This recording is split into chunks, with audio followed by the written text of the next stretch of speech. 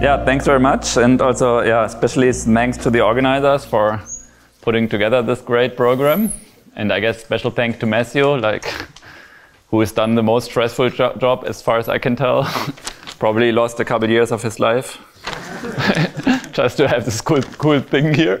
Okay, so I'm going to talk about algebraic K-theory and geometric topology. And I really want to sort of explain this circle of ideas, which was sort of initiated by Efimov, and I'm going to talk about a specific thing, but I'm only scratching the surface. I think there's going to be a lot of applications and things that come out of this in the next years.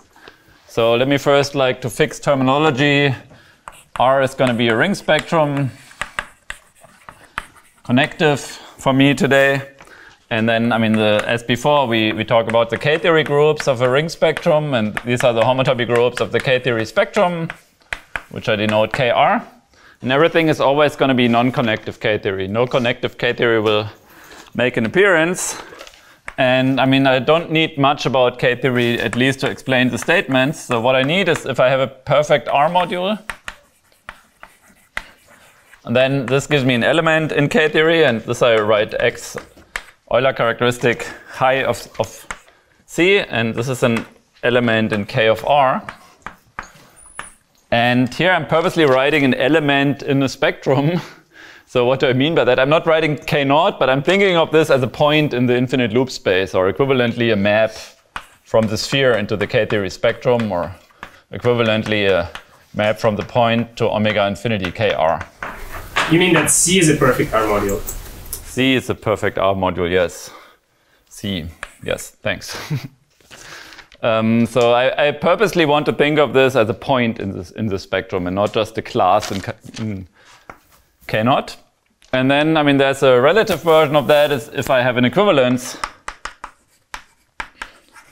of R modules, say from M perfect R modules to M prime F, then I get a path, from chi M to chi M prime. A path which I denote tau of F, paths in this space or spectrum, KR. Right, that's maybe the relative version, and maybe denoted tau for torsion, if you know about Whithead torsion and stuff. Okay, so that's kind of the stuff I need about K-theory. And in this conference we've heard a lot about algebraic K-theory already. And somehow, in some sense, we've heard all the arithmetic things, like K-theory being presented as a very arithmetic thing. We apply it to schemes and want to learn about number theory and so on. But actually, the origins of algebraic K-theory surprisingly lie in geometric topology through the work of Whithead.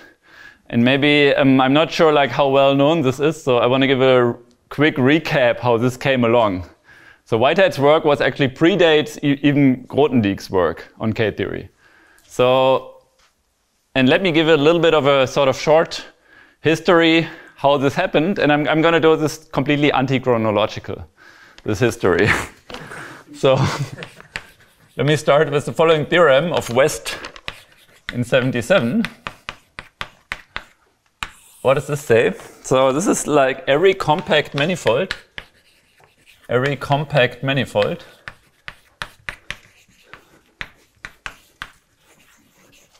has the homotopy type of a finite CW complex. Homotopy type of a finite CW complex. Can I ask what manifold means? Yes, you can. What does manifold mean? Okay, so manifold means topological manifold here. But it is a good question. So let me first say, this means it's homotopy equivalent to a finite CW complex, and for smooth manifolds this is easy because you just embed it into Rn, you make it the embedding transversal to the standard cell structure of Rn, and then you pull back, you get a cell structure on your manifold. So it's actually a cell complex. So this question is only hard and interesting for topological manifolds. So I want it to mean topological manifold here. And actually, in fact, West proves way more. In fact, every metrizable, let me say every metrizable A and R, metrizable compact A and R has this property.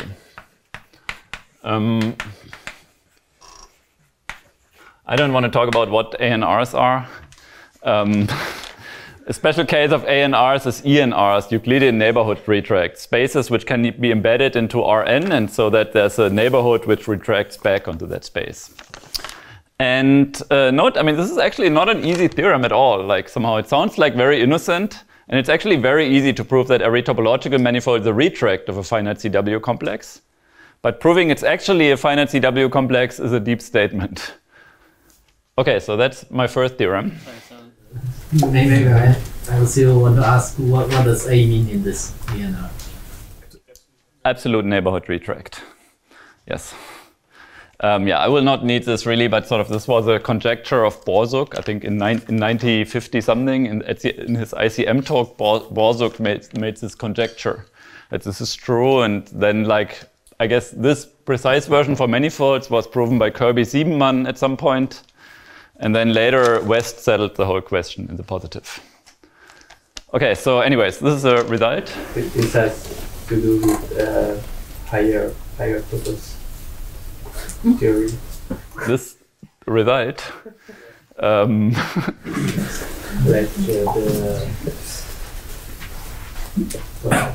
so the relation to K-theory is that there was an obstruction in K. Yes, so I mean, I will come to that. Don't spoiler my story. Don't listen to him.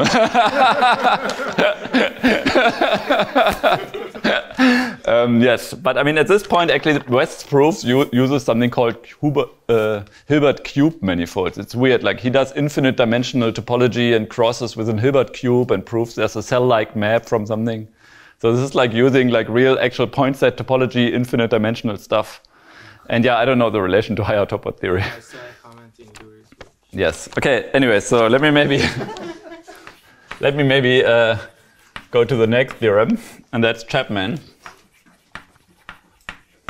74. And this is kind of a parametrized version in some sense. It says every homeomorphism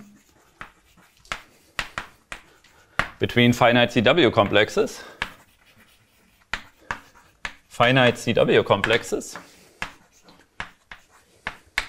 is homotopy equivalent, or is a simple homotopy equivalence. Let me say it like that.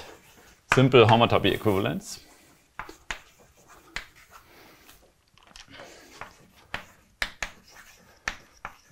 i.e.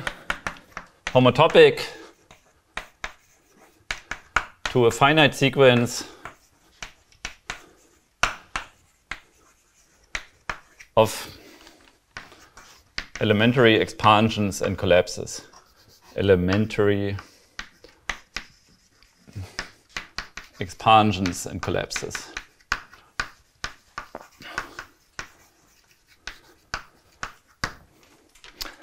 What is an elementary expansion? An elementary expansion is if you have a space and you grow out a sphere along half of its boundary. Right? Well, maybe. Push out against the geometric realization of a horn, including into a simplex.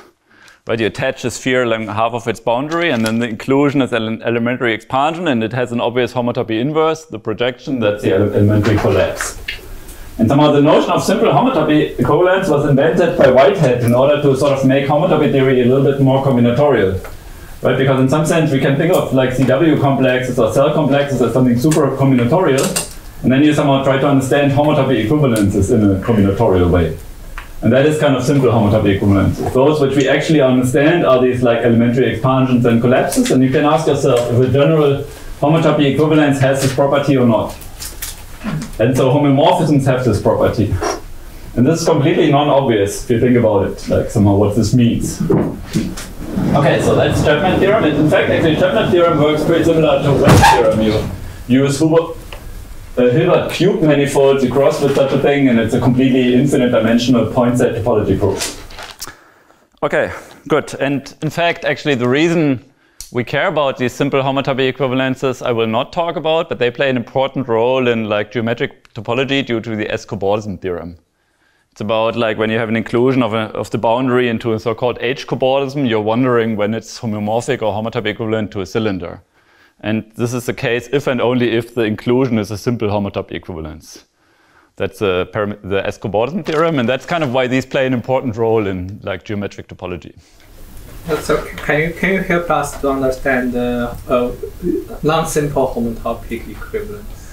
I will give you like a K-theoretic criterion now, and then yeah, it's not so easy, and this I will talk about this now. Yeah, and that's a good, I think, sort of point, because now I said this is going to be a talk about K-theory, and now the question, I think, offer already spoiled punchline that these questions can be completely translated into K-theory. And that's what I want to do now. And that's somehow the next theorem I want to write on the board.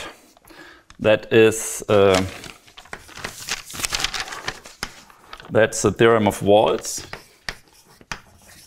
in 65. What does this say? This says that a finitely dominated space, a finitely dominated anima,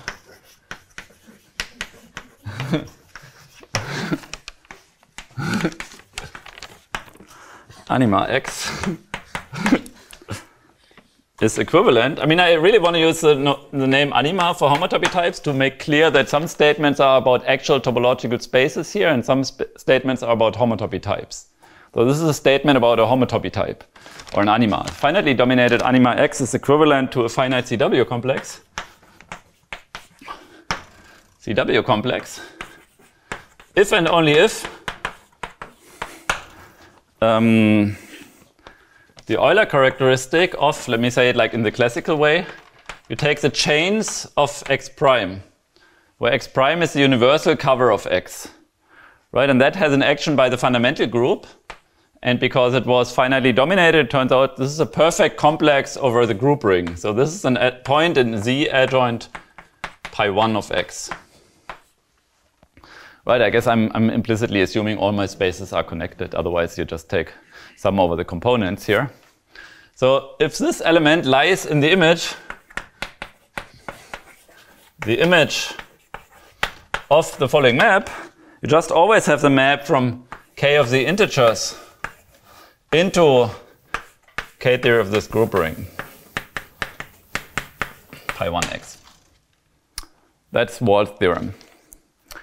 And so Thomas, do you mean like, because up there in the West theorem you call this a homotopy type. Do you mean that that statement is just in the homotopy category, while this statement this is all about the infinity category of anima spaces. Okay, so the homotopy type should, yes. I could take anima there. Yeah, yeah. Okay, so absolutely. It's about in the infinity category of anima. But somehow, I mean, a compact like A and R or something is an actual like topological space, and then the statements here are about the homotopy type. Yes.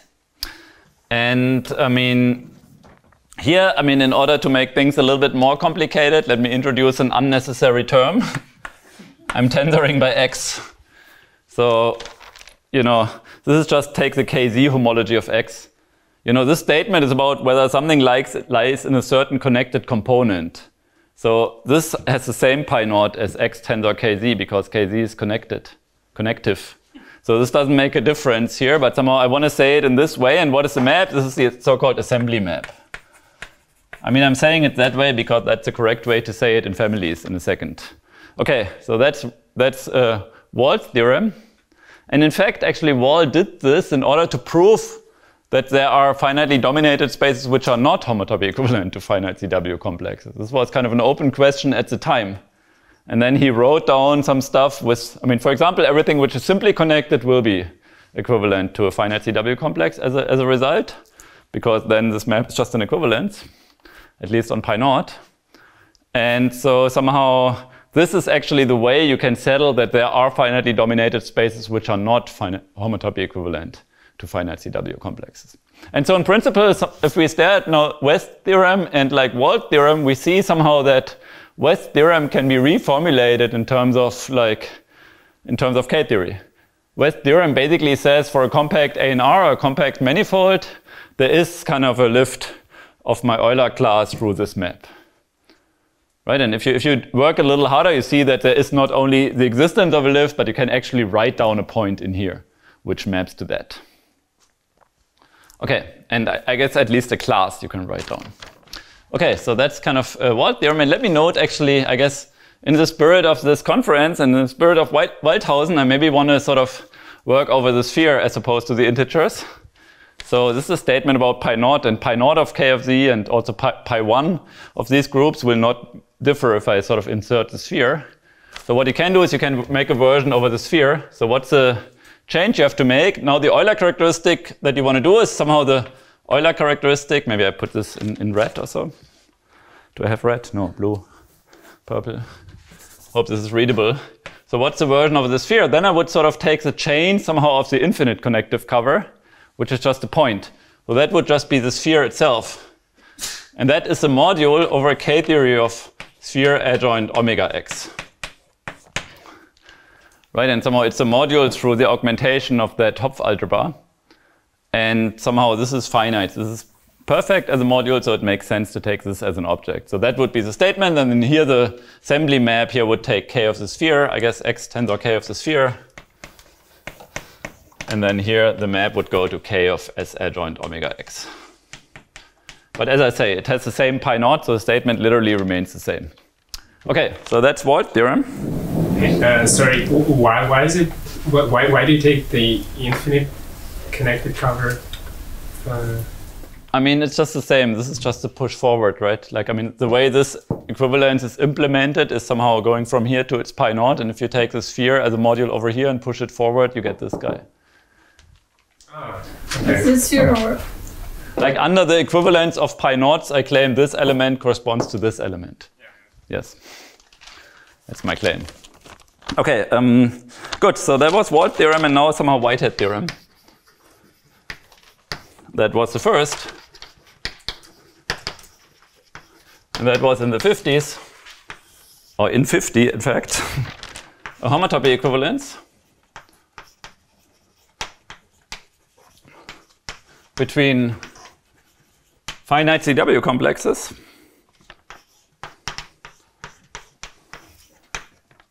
is a simple equivalence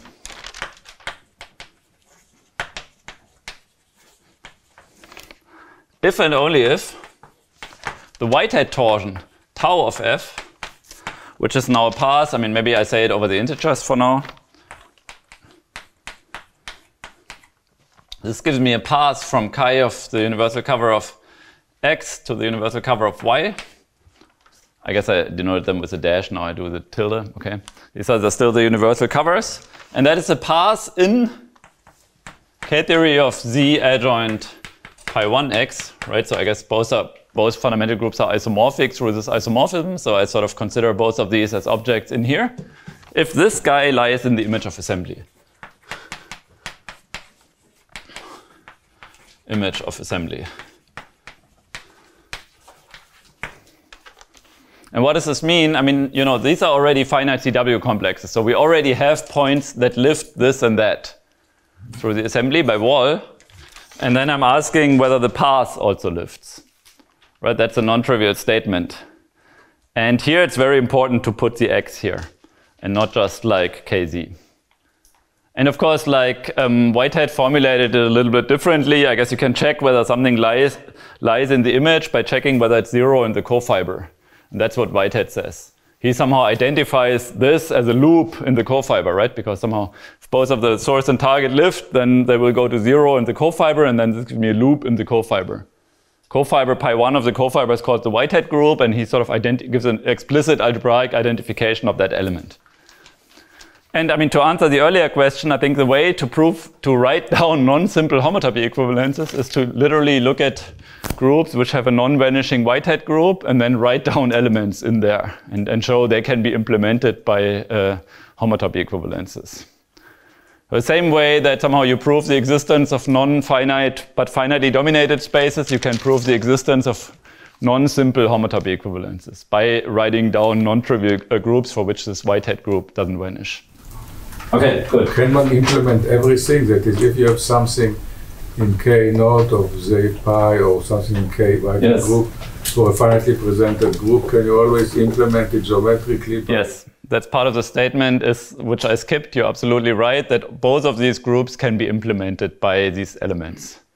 So this group can be always implemented. Every element in this group, in the co-kernel here on pi naught, can be implemented by a finitely dominated space, and the same is true here, that every element in the cofiber can be implemented by a non-simple homotopy equivalence. Yes. Okay, good. So that is what I want to say here. And note again that Chapman theorem now translates into the vanishing of this Whithead torno, into saying that for every like homeomorphism we have a canonical lift through assembly. I mean, I guess, or like at least on pi1 we have a lift through assembly. And part of the question now is somehow how can you do this in families? How canonical are these lifts? And that's the theorem we prove. And I guess I should say this is not a new idea, but I think the implementation is new. So I put a little dashes, and then the statement I make is maybe joined with Arthur Bartels and Sasha Efimov. And that's the following statement. And I should say versions of this statement that you try to write down canonical lifts through assembly have been implemented before by Pedersen-Weibel using controlled algebra, and also Ranitsky, Yamazaki, and other people. I think Jacob Lurie also has his lecture notes on algebraic K-theory and geometric topology where he implements a version of that. But it's all about giving very complicated models for the assembly, and so my punchline today will be there's a much easier and better model in some sense. Or at least for me better, I don't know. I can understand it, let me put it like that. Okay. So here's the statement. Every compact Hausdorff space which is sublocally contractable.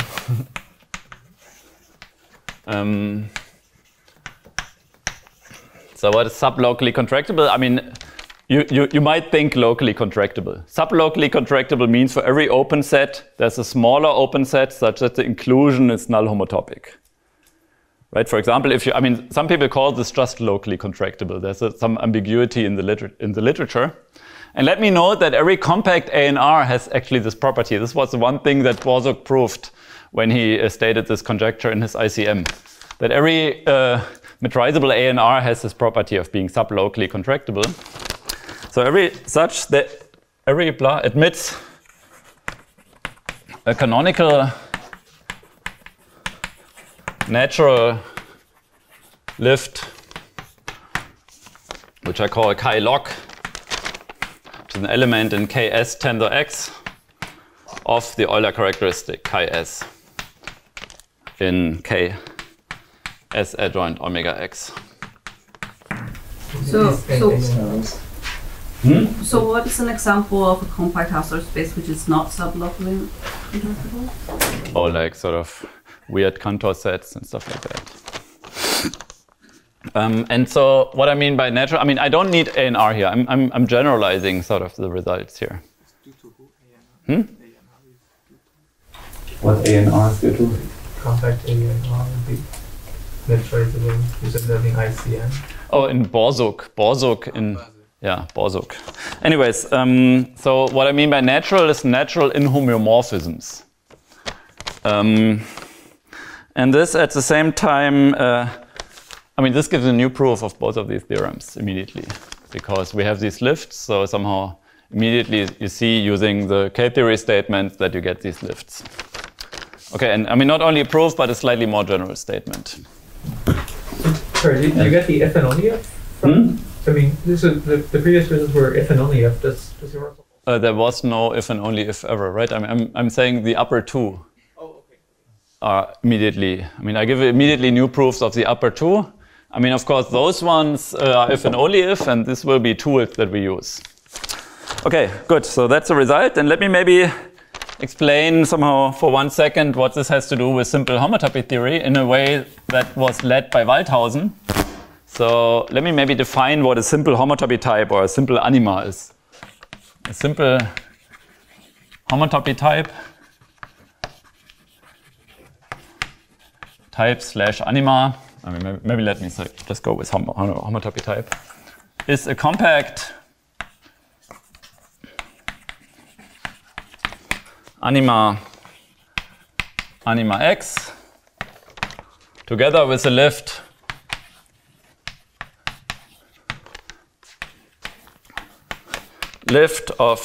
with a lift chi log in Ks tensor X of the Euler characteristic of the sphere, which is an element in K of S adjoint omega x. Is a base point implicit in omega x? Yes, so good question.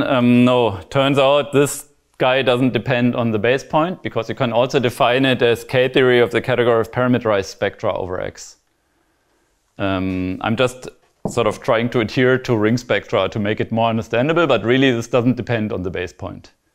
Right, the modules over S adjoint omega x are the same as parametrized spectra over X, like local systems over X. And that second description doesn't depend on the base point and also works for non-connected things. So if you want, you can just always write spectra to the X here. Okay, good. So this is my like somewhat, I mean, revolutionary definition. No, but I mean, somehow this is maybe not the way you classically think about simple homotopy types, but I think Walthausen has realized that this is the right notion.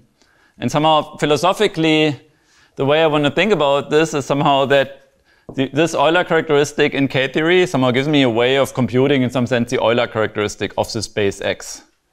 And this is somehow giving me a local formula for how to compute the Euler characteristic of X. Right? For example, we know this in differential geometry. Chern-Gauss-Bonnet tells us that we can compute the Euler characteristic of a manifold by a local formula. It's the integral over some Pfaffian of the curvature.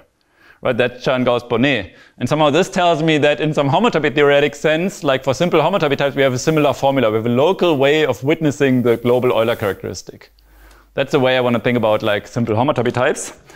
And I will justify this by a theorem of Walthausen.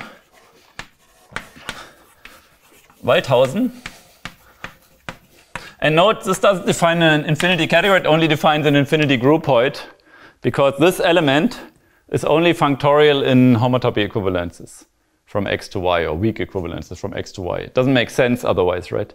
So this gives me different elements in the spectrum, so I can't even say what the infinity category would be. I only define a space or infinity groupoid by means of that. Okay, so Walthausen theorem is the following. He proved that this infinity groupoid, I mean, of course, not in this language, is of simple homotopy types. Simple homotopy types is equivalent to Hatcher's classifying space of simple homotopy types. Homotopy types. So Hatcher has sort of studied like fibrations of topological spaces where somehow all the fibers are simple homotopy types, finite CW complexes, and the transition maps are simple homotopy equivalences. And similar statements for higher simplices. And this is also equivalent to the space which you get if you take just the category of finite simplicial sets, the one category of finite simplicial sets, and then you look at simple equivalences between those, by which I just mean a simple equivalence upon realization, and that as a one category, and then I take the realization. In other words, I invert everything universally. That's another incarnation of that space. But I personally think that the easiest way for me to think about it is this.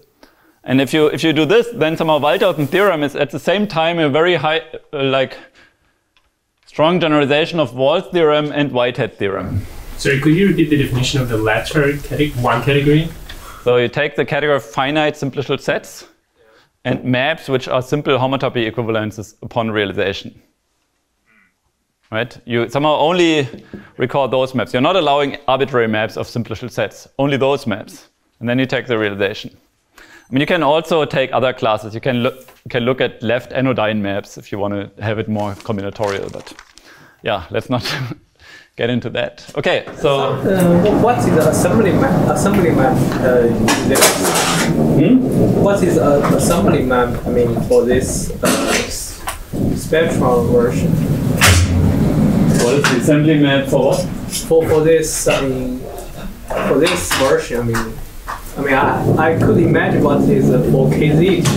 Yes, but now you replace Z by the sphere. I mean, there's the universal map. This functor, if you put the sphere adjoint omega x, this is not colimit preserving in X. And you make it universally colimit preserving in X. because there used to be the C star X, but now you take the sphere, right? The Euler class. Wait, I mean, yes. Well, how this? I mean, why this used to be a I mean, not true one, but now you take the sphere. I didn't. No, the sphere is a non-trivial element over a sphere adjoint omega x, right? I mean, yeah. Yes. Okay, so okay, let me say one last corollary, and then I get back to like K-theory and infinity stuff. So one corollary of that is, I mean, if you accept this language of simple homotopy types, is that every compact Hausdorff space which is sublocally contractable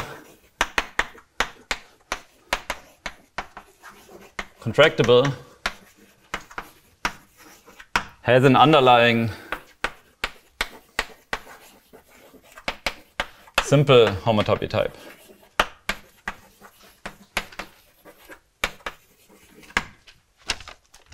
Right, and this is natural in the sense of natural inhomeomorphisms of those guys. And I mean, this sounds a little bit like ridiculously easy, but it's like this actual statement.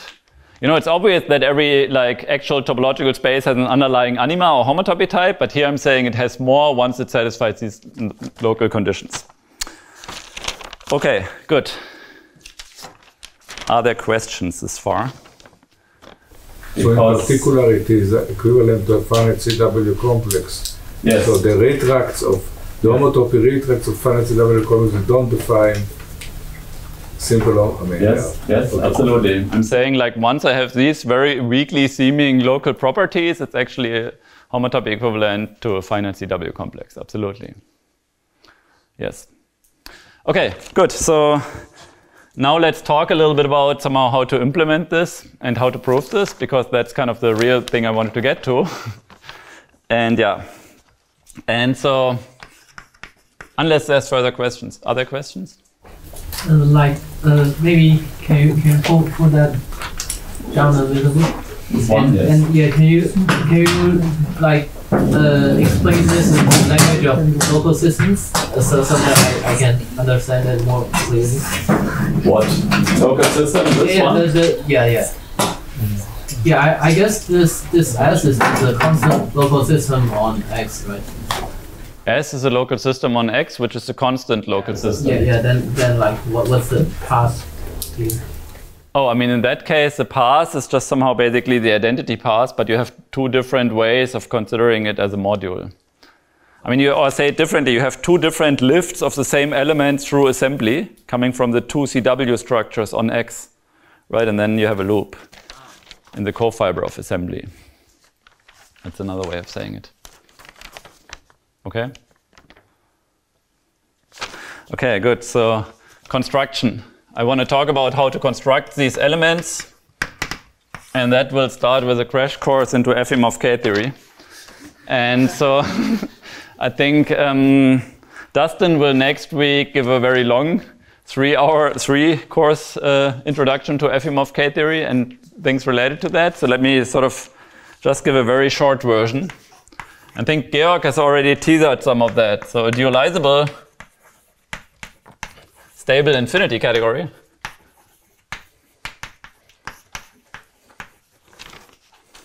is a dualizable object in stable infinity categories in PRL stable with the tensor product, the Lurie tensor product. Okay, that's what a dualizable stable infinity category is. And Jacob has given explicit ways of witnessing whether a given like presentable stable infinity category is dualizable. One of them is its retracts of compactly generated ones. Another one is like its kernels, Verdier kernels of like Verdier projections, strongly continuous Verdier projections between compactly generated ones. So we have a somewhat good understanding of that. And that's kind of the objects. And so amorphisms between these dualizable categories that I want to consider are strongly continuous functors. Strongly continuous functors. It's functors. So what is a strongly continuous functor? A strongly continuous functor is a left adjoint functor whose right adjoint admits a further right adjoint. Right, or equivalently, whose right adjoint preserves colimits, filtered colimits. By stability, it automatically preserves finite colimits, and I want it to preserve filtered colimits. And some people call these internal left adjoint, because those are those functors which are left adjoint in the 2 category PRL. But I like strongly continuous. Okay, so, and then we get an infinity category of dualizable categories, which I will denote by cut dual. And the category cut perfect that Georg has spoken about, small, idempotent, complete, stable infinity category that embeds fully faithfully into cut infinity dual. And how does this work? I take C to its int completion.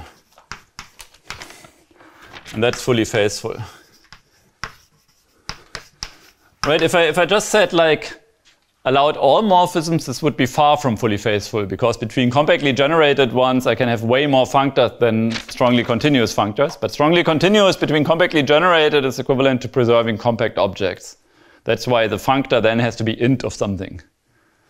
Okay, so that's kind of this stuff. And then I guess there's a tensor product of presentable categories, and that descends to a tensor product on this category of dualizable categories. So makes cut infinity dual to a closed symmetric monoidal category. Monoidal category. And it extends the tensor product on cut infinity perf. Okay, so there you have to think a little bit, because in PRL it turns out infinite coproducts and infinite products are the same. This is not true in cut infinity dual anymore. Think that used to be colimits before stay colimits, but sort of the limits become weird. So in some sense, the way to compute colimits in cut infinity dual is to sort of pass to the right adjoints and take the limit, as usual. But it doesn't work for limits this way anymore. Okay, anyways, this is just some technical stuff. And then, I mean, what is Efimov-K-Theory? That's the following theorem by Efimov. So he proves that the K-theory functor that Georg has spoken about from cut perf to spectra, non-connective K-theory, that in fact extends over cut infinity dual. So there is an extension.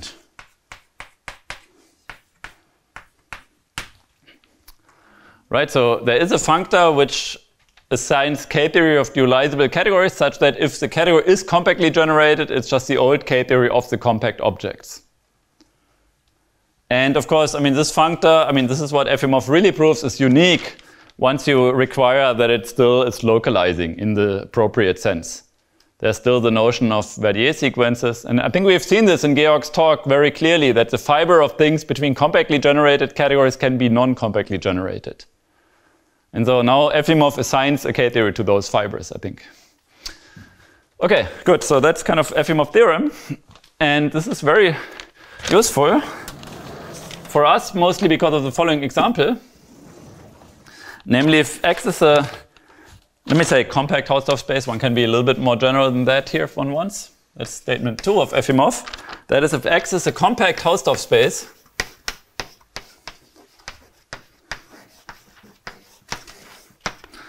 and then, I mean, I can look at the category of sheaves on X. And by sheaves, I mean, for now, I will mean sheaves of spectra.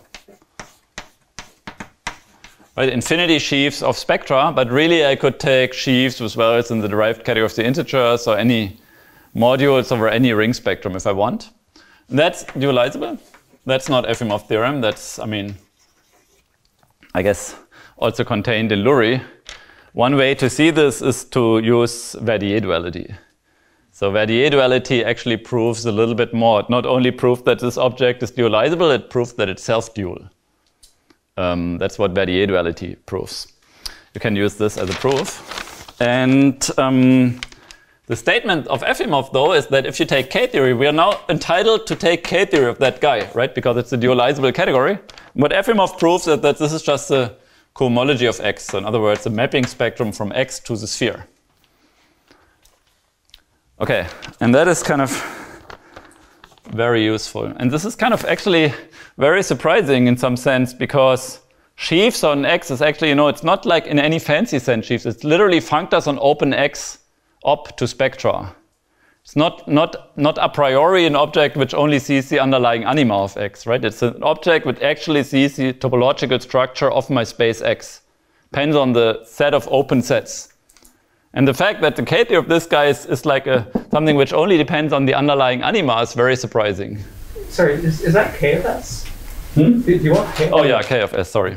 Absolutely, thanks. I guess, yeah, Akil points out that if X is a point, the statement should at least be true. Yes, absolutely, thanks. So here you mean that you take approximations of X by finite CW complexes and take the maps from those to KS. I guess I'm not. I assumed X was compact. Compact out of, but so you consider just homotopic. Yes. The space of maps, yes. Topological maps to some topological model of this, and then you consider. I mean, you can just take the underlying anima of X, like the underlying homotopy type, and then like just the cohomology of that. Well, I think that doesn't give the right answer if X is something like contour set. Okay. Okay. So shape of X. Yeah, I somehow try to get away with this. Yeah. Okay. So there's a thing called the shape, and I'm not going to tell you what it is. It's actually a pro space.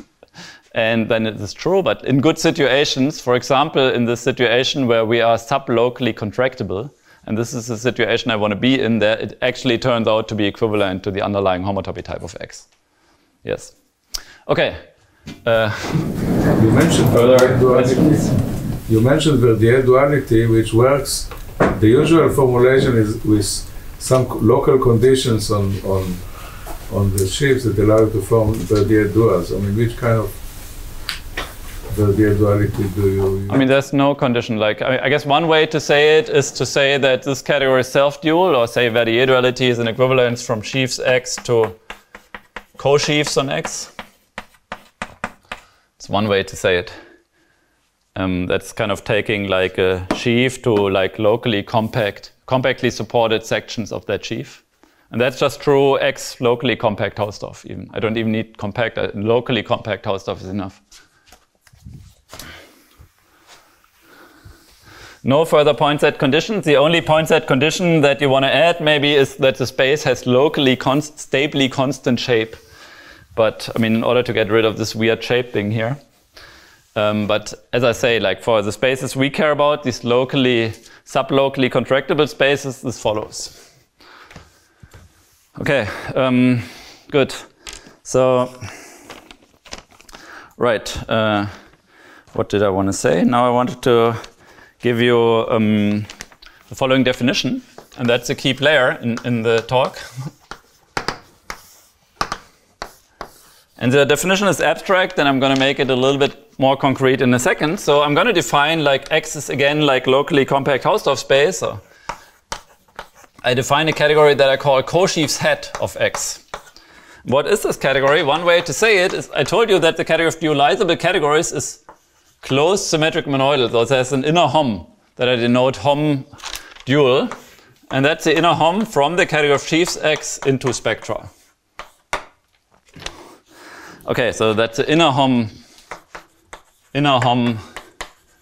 in cut infinity dualizable. And this is not the inner hom in PRL or so. It's a a priori very complicated object, and it's not so easy to get your hands on it. We can sort of be very explicit about it. You can sort of, it's a full subcategory of int of koshives of X. I don't want to give an explicit description now because I will not need it. For everything I'm going to say, I'm only going to need formal properties of this inner hom. Okay, good. So that's kind of the key category here. And here's the theorem about it. And that's like joined with Arthur and Sasha. And really, I guess we had a very like stupid proof in some sense. And then Sasha, of course, like had a very elegant proof. As usual. So if X is a compact Hausdorff space, then you know, this is an inner Hom in dualizable category, so it's in particular it's self-dualizable, so I can take the K-theory of this guy. And the statement is that this is K of the sphere tensored with X, and I guess before someone complains, shape of X. But ignore the shape. Think it's just the K of a sphere homology of X. And you see, this is somehow in some sense the dual of the category of sheaves, right? It's the inner Hom to spectra. So it's like the dual somehow formed internal to dualizable categories. And then I guess this is kind of the dual of Efimov theorem. And I guess with what we know now about the category of dualizable categories, this is actually not super hard to prove. Because one can just observe that Sasha's proof identifies completely the motive. But then you need one thing more about this. So, sorry, can I just ask, so you don't need this sublocal contractable property? For this, I don't need this, yes. So, I mean, the sublocally contractable is only there to erase this word shape. Okay. Right? Which I want to erase, and yeah, I didn't want to write it in the first place. Yes. Yes. Okay, good. So, let me say there's one more statement which like helps on the way of proving this. This is also the mapping spectrum in the category of non-commutative motives from the category of sheaves X into the category of spectra. Right, so we have this category of non-commutative motives, and now you can also like form this mapping space somehow. You know, it's like bivariant K-theory, if you know this kind of from operator theory. People in operator theory study these bivariant K groups all the time. They're allowed to stick in stuff in the first variable. And we also already have this, like for a long time, this category of non-commutative motives, but we haven't really taken advantage of it. But here, this is kind of very important example where you just stick sheaves into the first variable. And then somehow, basically from Efimov's result, you can see that this is clearly somehow that guy.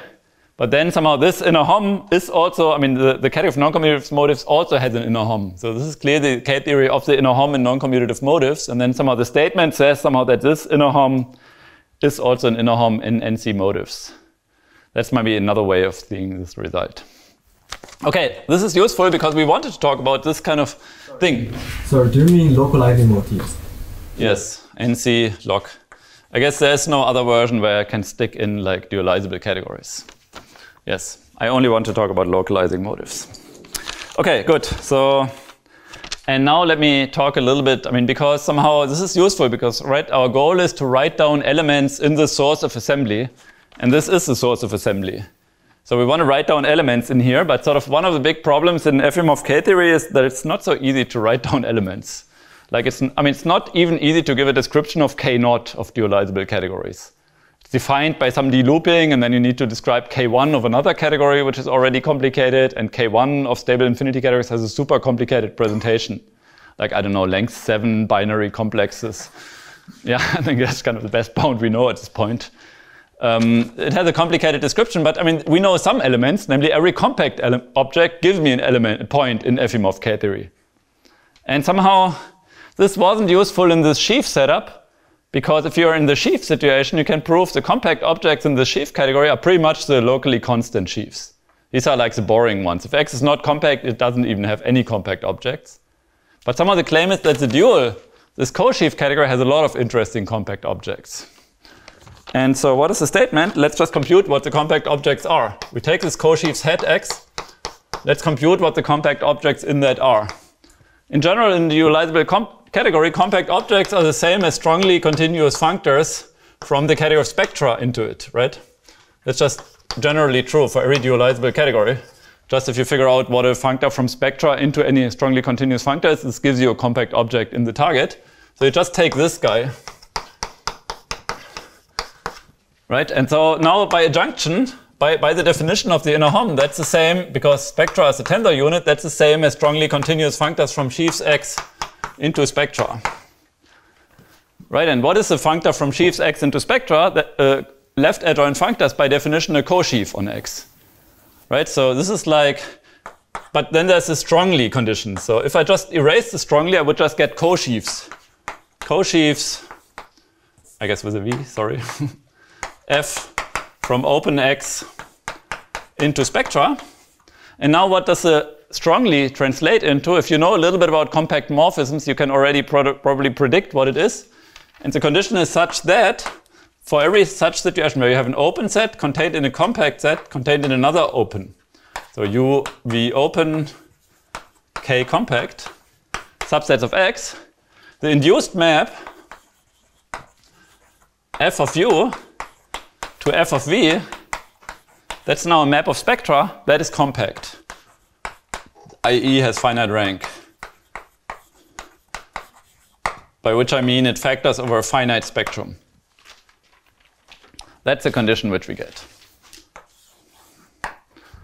Right, and as I say, like somehow you can figure out that these are like the generating compact morphisms in this in this dualizable category, and so strongly continuous functors are exactly those which preserve compact morphisms. Okay, that's the condition you get for compact objects. Right, there a question about that? I think this is somewhat concrete, right? You actually have like two open sets in your actual topological space. You can sandwich a compact thing in between, and then you say the induced map has to have finite rank. To me, this feels like a very concrete condition. And that's why we can verify it. Just could you remind this non-commutative? Yeah, probably not. I'm happy to remind, maybe I can explain it after the talk, but it's not really essential, right? Let me just erase it. I mean, it's not essential for what I'm going to say, but I'm very happy to explain it afterwards. How it appears with it? Well, let me just erase it. I mean, the statement is this, which is relevant for the talk. I just wanted to give this as additional information, and I'm very happy to explain like how it appears after the talk, okay? I think I just have 5 minutes, so I want to sort of get to the point. Okay, so now we have this kind of nice dualizable category, and it has seemingly a supply of compact objects. At least we can very concretely say what compact objects are, and compact objects will now give me points in the K-theory space or spectrum, right? Which is the source of assembly, which is what we want to do. And now here's an example. If X has this property of being sublocally contractable and compact Hausdorff, and compact is not really needed, but I just added it so far, then there is a canonical element that I call chi-log in that compact object. And what is it? Is it a koshive? What does it send U to? Well, it's the most obvious thing you can do. The most obvious koshive, you just send it to the suspension spectrum of U. That's obviously a koshive, because what is a koshive condition? Koshive condition is that whenever you have a colimit, like a Czech-style cover of opened, then you need to send it to a colimit, right? And in sheaves you send it to a limit, but here we have covariant functors, so it's a colimit. And that's just true because the suspension spectrum functor preserves colimits. And I guess because like these nice open covers that we care about are actually homotopy colimits. Okay, so that's an actual koshive. And this satisfies. So there you use the sublocally contractable. Yeah, no, I mean for this to be a koshive, not, but for this to satisfy the condition to be compact. That's where I use the sublocally contractable. Right, and you should see this. Maybe I'm not like hugely crazy about these point that considerations. So I'm mostly thinking about actual like manifolds or stuff like that. And for a manifold, it's clear, right? If you have two open sets like contained in each other, where I can sandwich a compactum in between, then you can also sandwich something nice in between, some nice CW complex. And that's why somehow you see, like for an arbitrary compactum, you don't know that the suspension spectrum is like actually a finite spectrum. But if it was a nice open, like a CW complex or something, then this would work. And that's the way you want to think about it. And then, you can push this a little bit more and just sort of, I guess the most general version you get by using versions of Verdier duality. Let me just say this for the experts. So the functor that you actually consider, like such functors correspond to strongly continuous functors from sheaves X to spectra. You can write down what the functor is that you get in this case. And it's the functor which maybe you call lower natural. It's a functor sheaves X to spectra, which is left adjoint to the upper star functor. Right, and this is left adjoint to the lower star. So it has both adjoints, and in general, this doesn't have a left adjoint. You need something like stably locally contractible shape for this.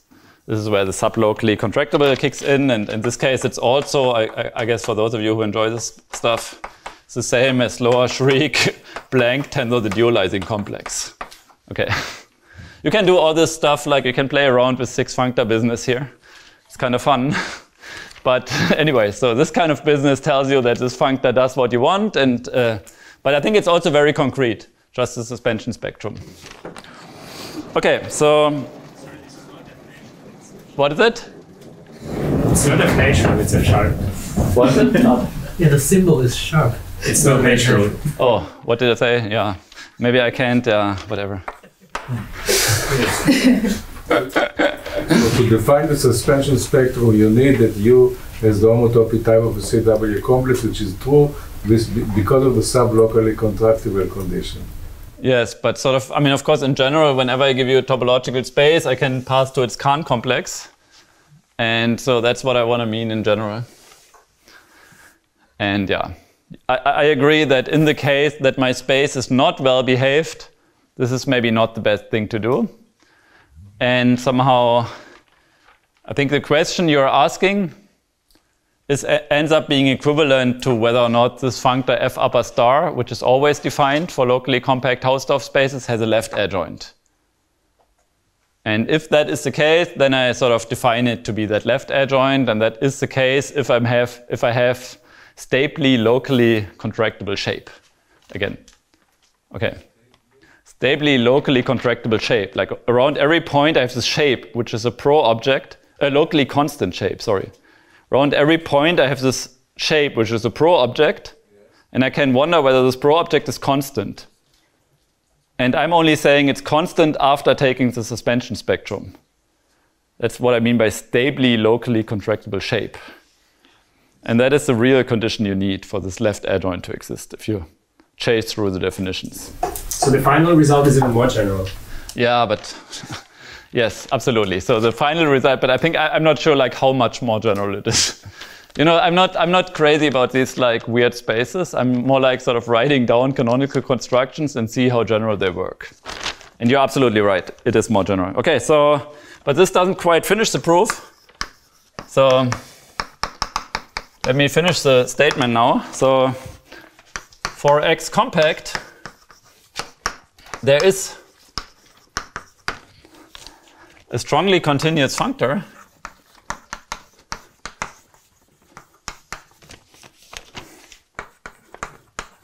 koshives head X into spectra to the X, local systems of spectra on X, which induces assembly on K-theory. Right, so the left-hand side by the previous theorem on K-theory is the source of assembly, and the target is just equivalent to K-theory sphere adjoint omega X. So I'm claiming you can also not only model source and target of assembly, but also the functor. Also the map can be implemented by a map on K-theory. And I guess this then finishes the statement that it takes this local Euler characteristic to X of S. Right, so that's kind of the task we wanted to put ourselves to. We wanted to write down an element in the source of assembly or K-theory of the source of assembly which maps to the Euler characteristic here. And now we have done that. I guess I should say S. I shouldn't say chi of S. Maybe I should say S. I mean, this is kind of the thing, the object in the category, which has a property that after taking K-theory, it becomes this thing that I called chi of S. Now it's sort of abusively denoted the object of the category with chi log and also the class in the K-theory. Okay, and I mean, I guess maybe just one line of how this is done, this functor, because I think it's neat. And it's all somehow algebra in dualizable categories. It's all like super formal. That's the beauty of it. So it's, you take somehow, this is kind of what this koshives head is. And what you can do is you can tensor with spectra to the X. And that gets you to the inner hom from sheaves X, tensor spectra to the X, comma spectra to the X. Right, just formally, you can do that in every like closed symmetric monoidal category. And here the claim is I have a sort of diagonal class in the source, I'm going to write down what this is in a second. This gets me to the inner hom from spectra to the x, but this is a tensor unit, so this is spectra to the x. And what is this diagonal class? It's kind of this is, I guess, a map from spectra into sheaves x tensor spectra to the x, which is a sort of diagonal class. So you can think of this category explicits as a fully faithful inclusion into sheaves x cross x. And then there is a sort of diagonal class in there. Okay, and... Sorry, they are dualizable hom, right? Internal hom. This is the dualizable inner hom, yes. And once you somehow write down this map, I mean, this is the cool thing about assembly maps. It's super easy that something is an assembly map. Once it's defined for everything, then you sort of can check that it's the assembly by checking it on the point. In which case it's easy. So you just need to write down something general, and then, I mean, it's a little bit of a calculation with six functor business that it takes this guy to the constant sphere. Okay, and this is I think this is the actual result, that we can model assembly using dualizable categories. And so there's going to be, I mean, there's tons of conjectures and questions in geometric topology which involve assembly maps. Like Borel conjecture, Farrell-Jones conjecture, like a lot of conjectures and questions about understanding assembly map. And that's why I'm super excited. I mean, I think I just picked out one application of it to talk about these simple homotopy types. But somehow the main result is actually the model of the assembly map. Okay, I end it here.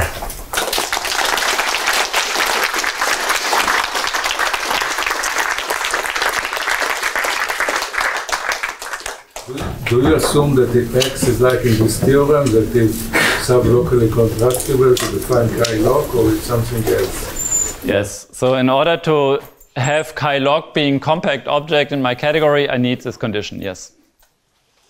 Yeah, so X is compact, sublocally contractable Hausdorff. Maybe one should introduce a nice name for this combination of properties. I'd be very thankful for suggestions. Yes, but you're right. This is what I should assume for the existence of chi-log. And also, like, this is like, so even if X does not satisfy that condition, it still sends that object to... Yeah, but this object will not be a compact object. Yes, absolutely. Then you have to sort of think a little bit. I guess you can sort of, I mean, for one, you can drop the compactness, then this object still exists, but then you get Borel-Moore homology of K of the S as opposed to like homology of X. And then, I mean, the map, somehow, this will not be a compact object unless X satisfies some nice point set conditions, yes. How do you write a single example of a space which does not have a homotopy type? Oh, I have no idea. Oh, you mean like which does not have the homotopy type of a simple? Yeah, I think this comes out of, I don't know if there's a concrete construction known. I think it comes out of like Wall's work. Wall proves everything can be realized, and in principle the proof gives you a way of sort of building it together. But then somehow, yeah, I guess you have to find a group which has a property that reduced K0 is not zero, and then, yeah. So I think in principle, out of Wall's proof, you should get something, but it's a little indirect. I mean, because reverse on your theorem, you see that if such a space exists, which it does, it is absolutely insane. Yeah. Absolutely. I mean, I don't really have a feeling about insaneness or non-insaneness in point set topology. But yeah, I don't know. I agree. Yeah. And like when I saw the value of K of koshive hat X, I saw that it might be like better understood as maybe something condensed, and yeah, and it seems that from this sheaf of because the sheaf. This sheaf category is dualizable, like maybe there's some condensed structure, like automatic in this. Yeah, I think that was a question we had. Akil, do you know this? Like, if I have a general like sort of dualizable category, does the K-theory admit a canonical condensed structure? I think the answer is yes, and somehow you can just map like from Gleason sets into it, so to say, and take the K-theory of that family. And because K-theory commutes with products, this will define a condensed spectrum. And then somehow, yeah. So K-theory of any dualizable category, in fact, will have, I think, such a condensed structure. Yes. So, I mean, you wrote the K-theory of koshive hat of X is equivalent to KF tensor shape of X, right? Yes. And so I guess that kind of gives it like a condensed structure already, right? Since shape of X is both. Yeah, but I mean, I don't really want to consider pro objects as condensed objects. I think it's not the same somehow. Yeah. I mean, in some sense, I think it's not so good to consider this shape. I mean, because somehow in reasonable cases, I want this to be constant, the pro object, right? Yeah. And I certainly the condensed structure that we get otherwise will not be discrete in this generality. So I think somehow it's different. Right. And yeah, let me say again, like I really think about X being a manifold, right? Like have all these points-at questions, but I mean, yeah. So this Efimov extension business from perfect to dualizable, this works for general localizing invariant? Or yes, so the theorem is that every localizing invariant extends uniquely to another localizing invariant. Gives you also well as assembly map for THH, TC. Yes, absolutely. You can start calculating what THH and TC is, and of this category. I think THH of this category, of the sheaf category, is just somehow, I guess, the thing I wrote first, sphere to the shape X, as it turns out. And somehow THH of this thing is actually sphere tensor X, the thing that I get from Koshive's head X. And so the map somehow from K-theory to THH then I guess is the kind of map from K of, yeah, you know this. Can you reprove Chapman's theorem? I mean, yeah, this reproves Chapman theorem, yes. This reproves like Chapman theorem as well as West theorem. So how do you lift a path in K-theory? Oh, I mean, like I just said, like my lift is completely natural in all homeomorphisms. Like the element chi log is completely natural. So this is just, I mean, one way of saying Chapman theorem is that everything is completely natural. Right? I mean, the way I think about Chapman theorem is it's really like the pi1 version of Wall's theorem. And I guess what we prove is a whole homotopy group statement. We say like completely canonical, this element is like completely functorial in homeomorphisms, like in the infinity categorical sense. Right. So through Waldhausen theorem, that is kind of the corollary I had somewhere here. This kind of that every, yeah. So Chapman theorem is just a pi1 version of the statement that every nice enough topological space has an underlying simple homotopy type. Yes. That's the way I want to sort of think about it. And I think this is like really the way Waldhausen understood things. That's kind of why Waldhausen actually came up with K-theory of ring spectra, because he realized that somehow the theorem of Wall and Whithead, which are statements about the group ring over the integers, if you want to get like pi2, pi3 statements of that sort, then you have to use the sphere spectrum as opposed to the integers. That's kind of why Waldhausen came up with this brave new algebra. And that's why he sort of thought we need brave new algebra and we need like brave new like trace methods, and that's why Böckstedt like sort of came up with THH. And sort of all of this was fostered by Waldhausen realizing that in order to get like parametrized versions of the theorem, we need like K-theory of ring spectra.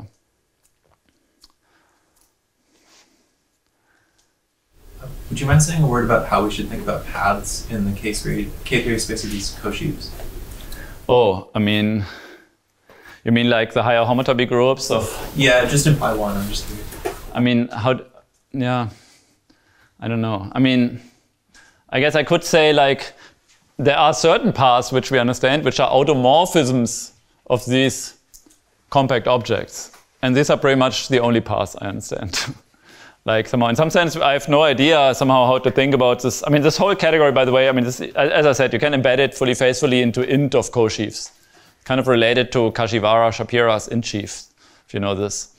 But somehow, the only elements in Efimov-K-Theory which I personally can write down are like, you know, compact objects and their automorphisms. And I think it's a very interesting question to give a good presentation of K0 and maybe even K1 of Efimov-K-Theory of dualizable categories. As far as I know, this is open. somehow, yeah. But yeah, I think at this point, I mean, this is kind of the beauty of this koshive category. It has enough compact objects to still say something besides the fact that we basically don't know any elements in the K-theory. Yes. Good question. Any more questions for Tomas? Okay, so if not, so tomorrow the morning session starts at 9:15. There's coffee at 8:45, and let's thank Tomas.